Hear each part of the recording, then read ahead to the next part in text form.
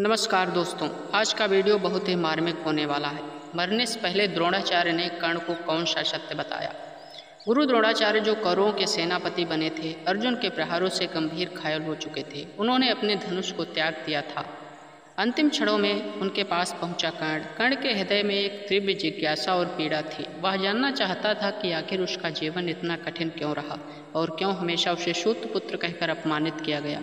द्रोणाचार्य ने कर्ण को देखते ही एक गहरी सांस ली और बोले, वत्स कर्ण, अब समय आ गया है कि मैं तुम्हें वह सत्य बताऊं जो अब तक छिपा रहा। यह सच जानने से पहले शायद तुम्हारे हृदय की व्यथा कुछ कम हो जाए। कर्ण गंभीर होकर द्रोणाचार्य के पास बैठ गया। उनके नेत्रों में आशंका और उत्सुकता दोनों थी। द्रोणाचार्य ने कहा, कर्ण, तुम शूद्र पुत्र नहीं हो। तुम्हारा जन्म राजवंश में हुआ है। तुम्हारी माता कुंती है, जो पांडवों की माता भी है। यह रहस्य अब तक तुमसे छिपा रहा, क्योंकि उस समय समाज के भय और अपमान के कारण कुंती ने तुम्हें त्याग दिया और गंगा में प्रवाह कर दिया था। तुम्हें अधिरथ और राधा ने पाला पोसा, इसलिए तुम शूद्र पुत्र कहलाए। यह सुनकर कर्ण स्तब्ध रह गया। उसका हृदय जोर जोर से धड़कने लगा। वर्षों तक जिस अपमान को वह सहता रहा, वह एक झूठे आधार पर था।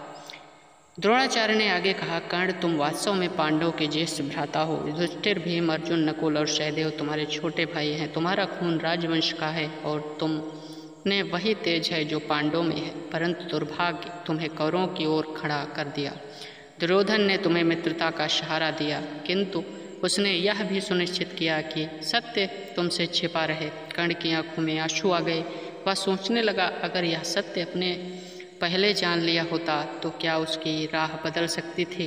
द्रोणाचार्य ने कहा, वत्स, जीवन का सबसे बड़ा सत्य यह है कि मनुष्य अपने कर्मों से पहचाना जाता है, जन्म से नहीं। तुम सदैव दानवीर कहलाए।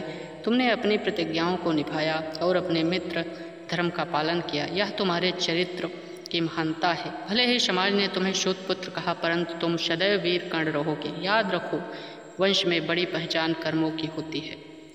कर्ण की वेदना भरे स्वर में कहा, गुरुदेव, यदि यह सच है तो मैं अपने ही भाइयों के विरुद्ध क्यों खड़ा हूँ? क्योंकि भाग्य तुम्हें ऐसी स्थिति में डाल दिया है कि मुझे धर्म और मित्रता से एक चुनना पड़ा। क्या मेरी सारी लड़ाई व्यर्थ है? द्रोणाचार्य ने उत्तर दिया, कर्ण, यह युद्ध केवल तुम्हारा नहीं, यह पूरे युग का संघर्ष है।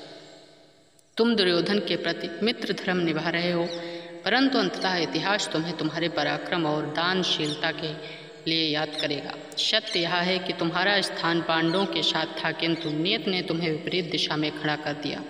फिर भी तुम्हारे कर्म की गाथा अमर रहेगी। द्रोणाचार्य अंतिम वाणी। अपने अंतिम क्षणों में द्रोणाचार्य ने कर्ण का हाथ पकड़ते हुए कहा, वस्तु इस संसार में सबसे बड़ा धर्म सत्य स्वीकार करना है। अब जब तुम अपने वास्तविक सत्य से परिचित हो गए हो तो यह ज्ञान तुम्हें आत्मशक्ति देगा।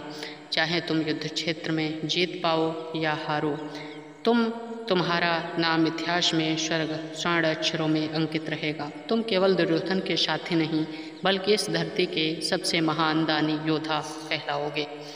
द्रोणाचार्य द्वारा बताया गया यह सत्य कर्ण के जीवन का सबसे बड़ा मोड़ था।